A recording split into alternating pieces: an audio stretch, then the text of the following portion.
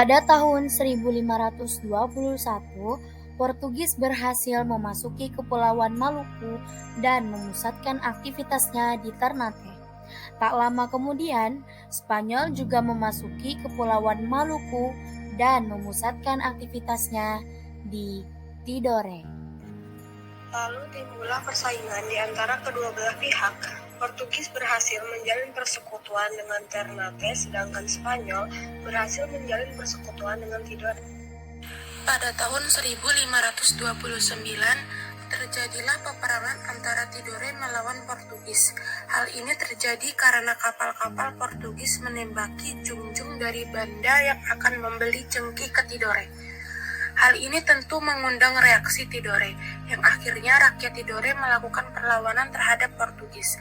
Namun, Portugis mendapat dukungan dari Ternate dan Bajan sehingga berhasil memperoleh kemenangan. Kemenangan Portugis makin sombong dan kasar terhadap penduduk Maluku sehingga sering terjadi letupan-letupan perlawanan rakyat. Untuk mengakhiri persaingan antara Portugis dan Spanyol di Maluku, maka dilaksanakan Perjanjian Zaragoza pada tahun 1529. Perjanjian Zaragoza. Dari perjanjian tersebut diperoleh kesepakatan bahwa Portugis tetap di Maluku, sedangkan Spanyol pindah ke Filipina. Kedudukan Portugis di Maluku semakin kuat. Hal ini berdampak negatif bagi kedaulatan kerajaan-kerajaan di Maluku.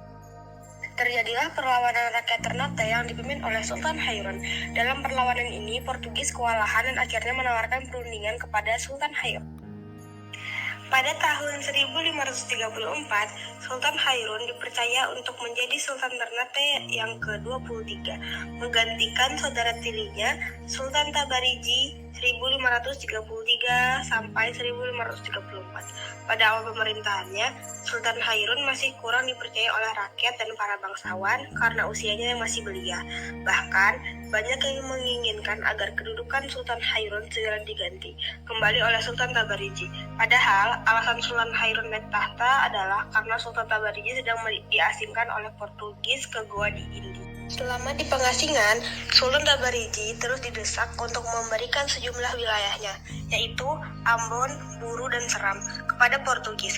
Apabila menyetujuinya, Sultan Tabarigi dijanjikan akan dikembalikan ke kampung halamannya.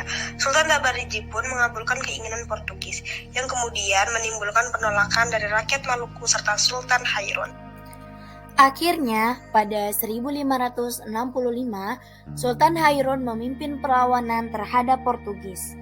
Sultan Hairon menggempur habis-habisan benteng yang dibangun Portugis.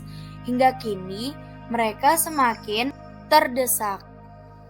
Sultan Hairon meninggal. Menyadari kondisinya yang semakin terdesak, Portugis mengadakan pertemuan dengan Sultan Hairon dengan tujuan untuk melakukan perundingan. Perundingan dilaksanakan pada tahun 1570 di benteng Sao Paulo. Namun saat perundingan berlangsung, Sultan Hairon ditangkap dan dibunuh secara keji oleh Martin Afonso Pimentel atas perintah Diego Lopes de Mesquita. Peristiwa pembunuhan itu pun memicu perlawanan dari rakyat Maluku yang lebih besar.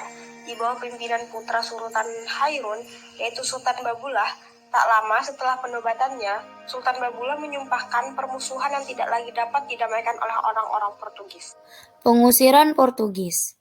Sebagai bentuk balasan atas kematian Hairon, Babulah meminta agar Diego Lopes dibawa ke hadapannya untuk diadili.